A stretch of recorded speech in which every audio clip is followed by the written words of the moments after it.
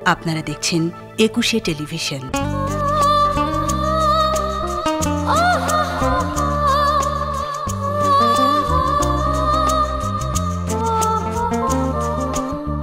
সংসার সে তো এক মিথ্যে তাসের ঘর, সাজাতে সাজাতে নেমে আসে ঝড়। সংসার সে তো এক মিথ্যে তাসের ঘর, সাজাতে সাজাতে নেমে আসে ঝড়। সেই ঝড়ে এই ঘরে সব কিছু ভেঙে করে চুরমার। কারো অহংকার, কারো অহংকার, কারো অহংকার, কারো অহংকার। সংসার সে তো এক মিথ্যে তাসের ঘর, সাজাতে সাজাতে নেমে আসে ঝড়।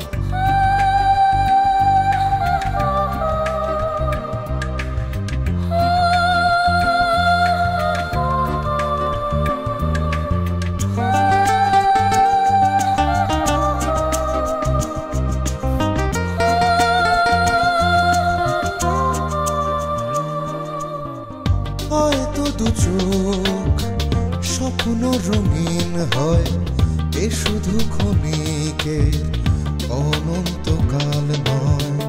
হয়তো দু চোখ স্বপ্ন রঙিন হয়, এ শুধু ক্ষণিকের অনন্তকাল নয়। কেউ হাসে কেউ ভাসে,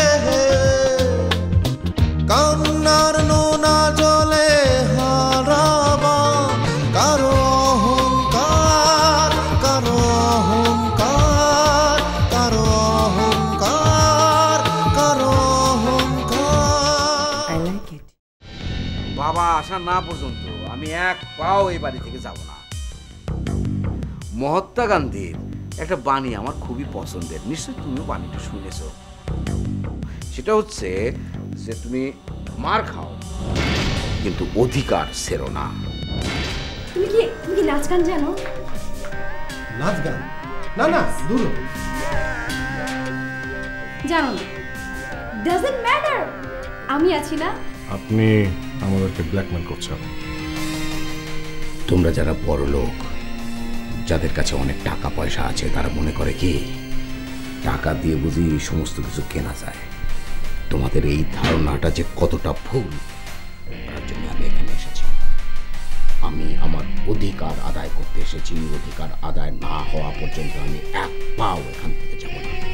রাতুলকে ধরে আনার বিষয়টা শুধু তুই জান, ভাই কি করে জানো? ভাইকে আমি জানিয়েছি। কেন? ভাইকে না জানিয়ে আমি কোনো কাজ করি না। মিজান চৌধুরীর প্রথম ঘরের ছেলে আমি। খালুজানে 2 বিয়ে করছে?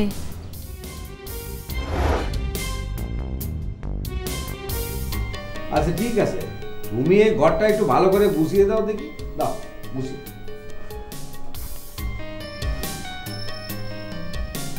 সে কি, তুমি আমার দিকে গরম করে হাঁ করে তাকিয়ে আছো কেন? হ্যাঁ, এই তোমার বাড়ি কোথায়? জি কুয়া। কুয়ো কাটা। তো এ বাড়িতে আশ্রয় পেলে কি করে? মানিক ভাই জানে আশ্রয় দিয়েছে। তোমাকে আশ্রয় দিল কেন সে? বিপদের মধ্যে পড়ছে না। তো কি বিপদে পড়েছিলে? এই বিশাল কাহিনী বলতে সময় লাগবে। ও আচ্ছা আচ্ছা, একটা কথা বলো দিদি। জি। এই বাড়ির লোকজন সব কি রকম? সবাই ভালো লোক। সবাই তো আর ভালো হতে পারে না, কেউ ভালো কেউ একটু খারাপ, এই আর কি। এই বাড়ির সবাই ভালো। আচ্ছা, আমার বাবাকে তোমার কেমন লোক মনে হয় বলো তো? আপনার বাবা কেমন লোক ছেলে হই আপনি জানেন না? জানবো কি করে? বাবার সাথে তো আমার কোনোদিন দেখাই হয়নি, কথা হওয়া তো দূরের কথা। আজব কথা শুনাইলেন। আচ্ছা বলো না, আমার বাবা কেমন লোক? খালুজানে একবারে মাটির মান।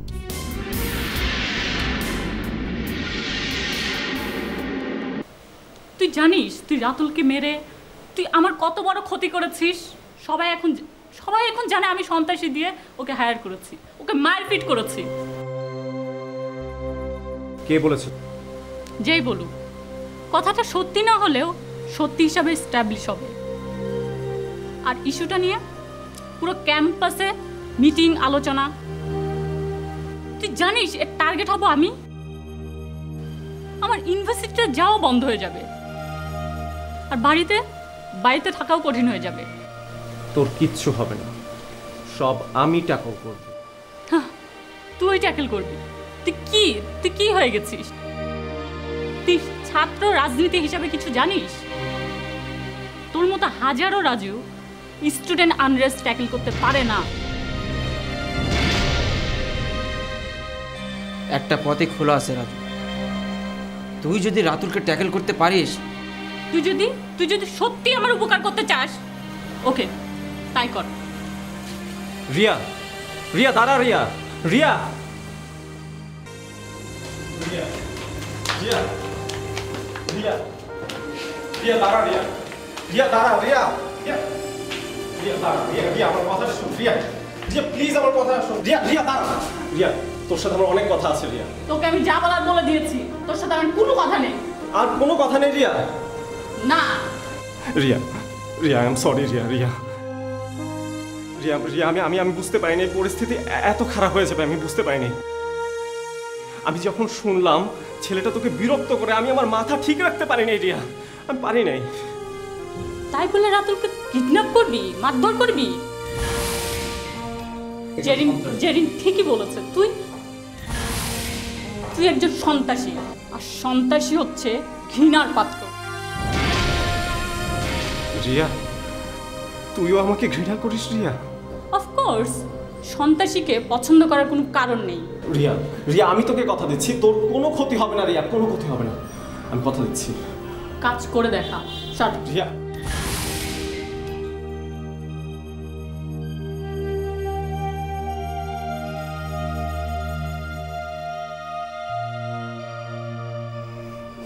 রাতুল কেমন দরকার? রাতুল এখন ঢাকা মেডিকেলে 312 নম্বর কেবিনে আছে। তুই যাবি রাতুলের কাছে? গেলাম। তারপর হাসপাতালে গিয়ে তুই রাতুলের সাথে কথা বলবি।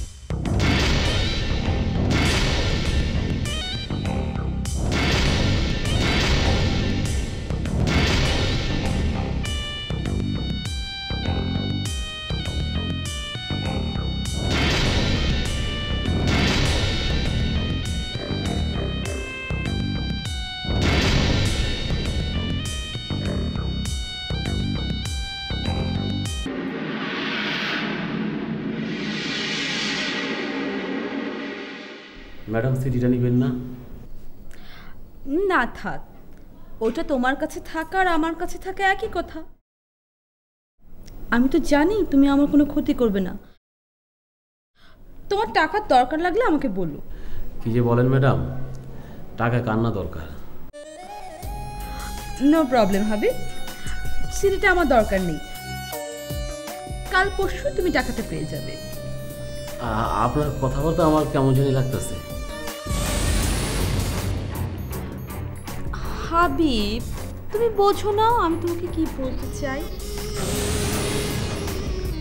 কেমনে বুঝুন ম্যাডাম? তুমি বোঝো না হাবিব, তুমি ডাকলে আমি সব কিছু ফেলে তোমার কাছে কেন ছুটে আসি। ম্যাডাম আপনি আমার কি শুনাইতেছেন? আমি স্বপ্ন দেখতেছি না তো। হাবিব, হাবিব আমি সত্যি তোমাকে ভালোবেসে ফেলেছি হাবিব। ম্যাডাম আমি তো পাগল হয়ে যাব। এই শুনো হাবিব, ম্যাডাম ম্যাডাম করো না তো, এখন থেকে আমাকে নাম ধরে ডাকবে, ঠিক আছে? ম্যাডাম আপনি আমার সাথে মস্করা করতেছেন না তো? দেখো হাবিব, আপনি নয় তুমি। হ্যালো হ্যালো হ্যালো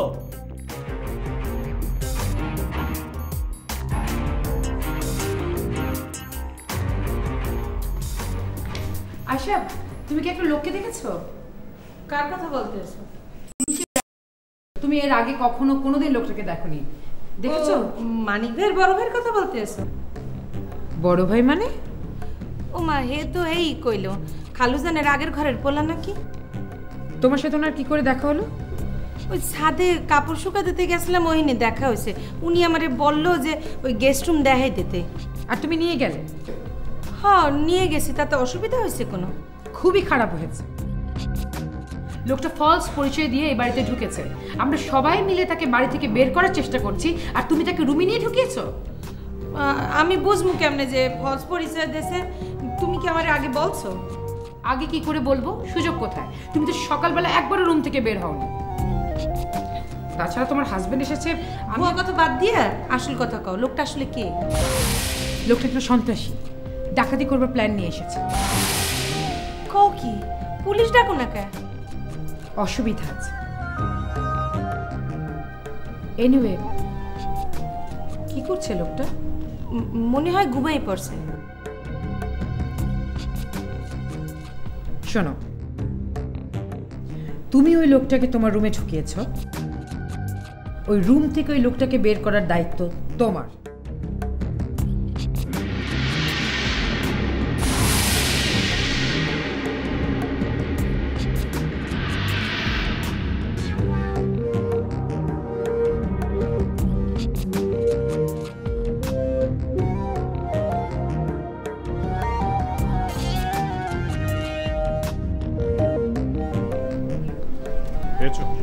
হ্যাঁ, আয়শা লোকটাকে নিয়ে গেস্ট রুমে ঢুকিয়েছে। আমাদের চোখ ফাঁকি দিয়ে উপরে উঠেছিল, তারপর আয়শার সাথে দেখা হয়েছে। আয়শা কথা বলেছে গেস্ট রুম কোথায়। আয়শা হয়তো তাকে গেস্ট রুম দেখিয়ে দিয়েছে। অবশ্য এগুলো আমার আয়শার কাছ থেকে শোনা, অন্য কোনো কারণও হতে পারে। অন্য কিছু মানে? এমনও তো হতে পারে আয়শার সাথে দেখা করার জন্যই বাদশাহ উপরে উঠেছিল। আয়শাকে ওর চেনার কথা নয়। রিয়েলি? তুমি কি করে জানো? এমনও তো হতে পারে বাদশাহ আগে থেকেই আয়শার সাথে যোগাযোগ করে এই বাড়িতে ঢুকেছে। You are really impossible. আমি যে গেস করি সেটাই আসলে মিথ্যে হয় না। তুমি একটু ব্যাপারটার দিকে খেয়াল রেখো। মা ব্যাপারটা শুনেছে? অফকোর্স, মার তো ব্যাপারটা জানা উচিত, তাই না? আমি মাকে বলেছি। মা যেহেতু আয়শাকে বলেছে, আয়শা হয়তো লোকটাকে নিয়ে ওর রুমে ঢুকিয়েছে। এখন আয়শারই উচিত লোকটাকে রুম থেকে বের করা। আয়শা লোকটাকে কিভাবে বের করবে? ওর তো কোনো দোষ নেই। এক্স্যাক্টলি, আয়শার তো কোনো দোষ নেই। ও তো কোনো অন্যায় করতে পারে না। ও তো ধোয়া তুলসী পাতা, রাইট? কোথায় যাচ্ছ? আয়শার সাথে কথা বলতে। তোমার যদি মিনিমাম সেলফ রেসপেক্ট থাকতো তাহলে তুমি আয়শার সাথে কথা বলতে চাইতে। কি করেছে আয়শা? কি করেনি আয়শা? তোমাকে ক্যাপচার করবার জন্য সে তার হাজব্যান্ড হাফিজ সাহেবকে ডিনাই করেছে। আমি যদি ইনভলভ না হতাম তাহলে তো ও তোমাকে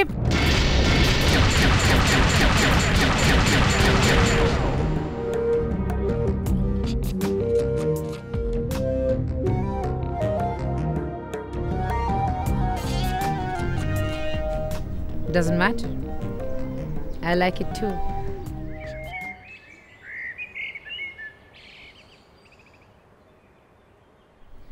মিলুর ভিতরে ঘোরাঘুরি করে কি লাভ হইল?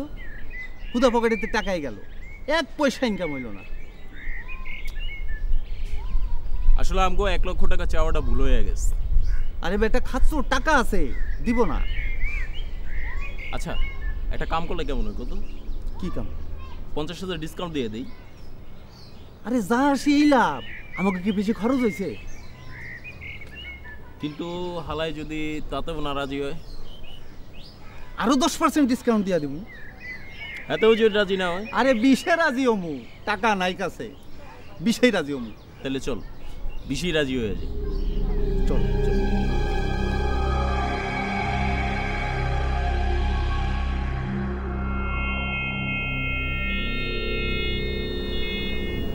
অহনাকে আঙ্কেলের মৃত্যু সংবাদটা কি পৌঁছাতে পেরেছে? অহনার সাথে কথা হয়নি, ইমরানকে জানিয়েছি, ও হয়তো অহনাকে বলেছে। তারপরে আর কথাই হয়নি? না। আপনি অহনার কোনো খোঁজ কি নেবেন না? কি করে নেবেন? ইমরানের মোবাইল আজকে অনেকদিন যাবত বন্ধ। না মানে টাকা না পেলে ইমরান তো কোনো ক্ষতিও করতে পারে। কি জানি না। আপনার সাথে ইমরানের কন্ট্যাক্ট হলে আপনি বলবেন টাকাটা আপনি দিচ্ছেন, তবে আমার জানতে হবে টাকাটা কোথায় দিচ্ছেন।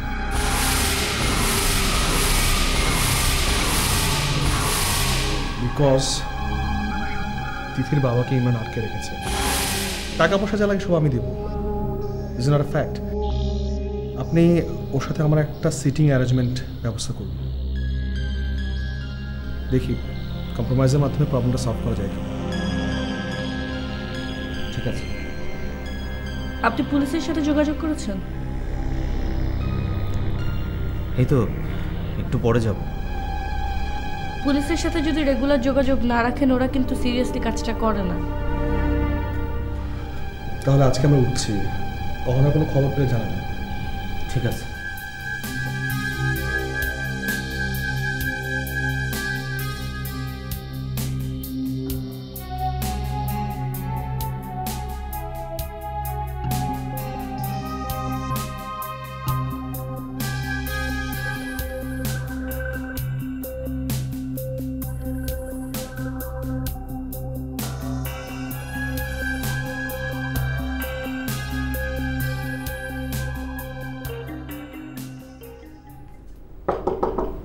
মিলি, আসবো? এসো।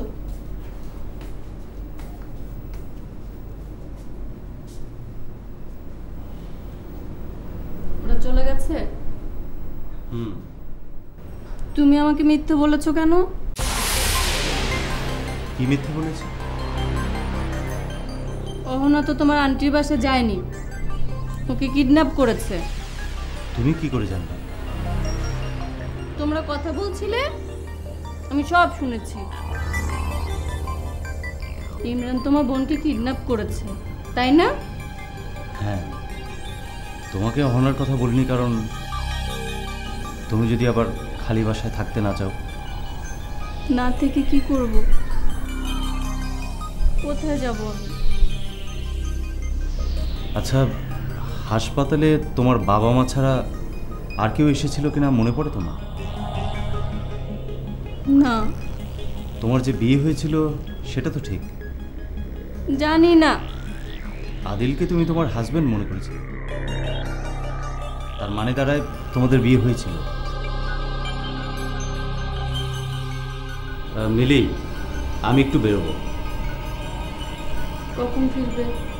এই ঘন্টাখানেক পর। ঠিক আছে। ঠিক আছে।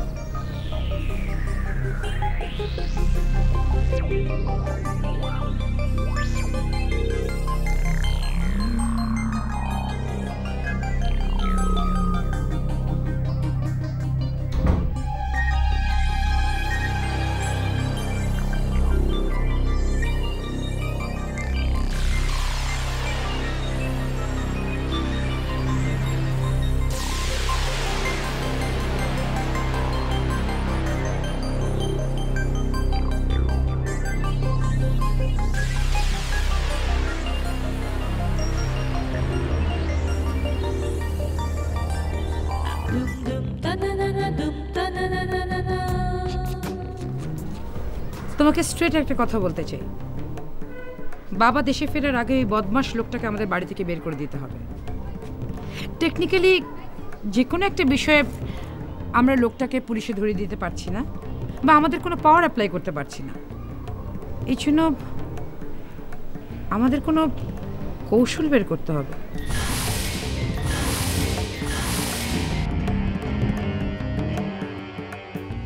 এই বাড়ির উপর মানিকের যেটুকু অধিকার আছে আমার অধিকারও কিন্তু সেইটুকু, বলে দিলাম। আপনি কি সত্যই খালুজানের আগের ঘরের পোলা নাকি ফাও কথা কইতে আছেন?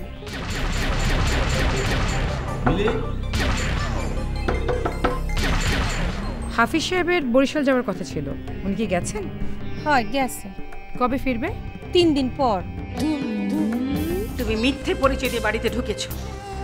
আপনি কি করে জানলেন যে আমি মিথ্যে বলছি? আমার হাজবেন্ডকে আমি চিনি। Da da da da da da da da da da da da